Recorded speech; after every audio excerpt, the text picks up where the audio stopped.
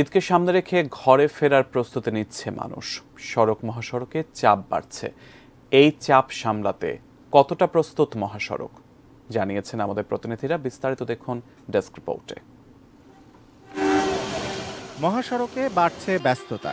প্রিয়জনের সঙ্গে ঈদ করতে যাতায়াত শুরু হবে ঘরমুখো মানুষের। শুরু হয়ে গেছে তারই প্রস্তুতি। তবে পরিবার পরিজন নিয়ে কতটা নির্বিঘ্ন আর স্বস্তির হবে ঈদযাত্রা তা নিয়ে প্রতিবারের মতোই রয়েছে শঙ্কা।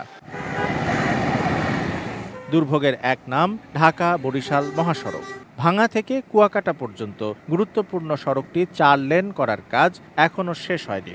অপ্রশস্ত ও খানাখন্দে ভরা মহাসড়কটিতে এমনিতেই অতিরিক্ত যানবাহনের চাপ, ঈদযাত্রায় ভোগান্তি বাড়তে পারে আরও। এখান থেকে একটা গাড়ি একটা ক্রস হতে গিয়ে বেশ কয়েকবার গাড়ি আমরা অ্যাক্সিডেন্টের সম্মুখীন হয়েছি। বেহাল অবস্থা ঢাকা ময়মনসিংহ মহাসড়কেরও। একই জায়গায় বারবার হচ্ছে মেরামত ও খনন কাজ।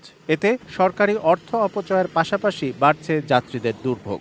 সড়ক ও জনপদের সম্ভবত অবস্থাপনায় কমপক্ষে আধা কিলোমিটার আগে থেকে যদি দেওয়া হতো যে সামনে দুর্ঘটনা পর্যন্ত এলাকা বা সামনে কাজ চলিতেছে, তাহলে এরকম হলে ভালো হতো।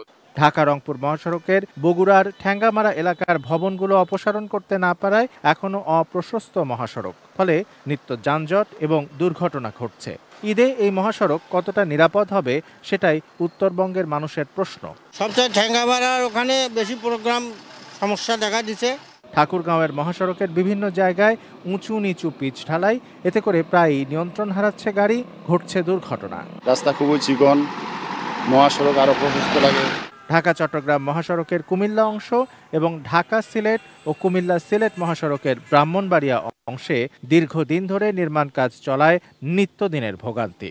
পুলিশ প্রশাসনের তৎপরতার অভাব থাকায় ঈদে যানবাহনের চাপ বাড়লে ভোগান্তিও বাড়বে বলেই আশঙ্কা যাত্রীদের। যদি প্রশাসনের পক্ষ থেকে যদি একটু পদক্ষেপ নেয় তাহলে যানজটটা একটু কমে আসবে।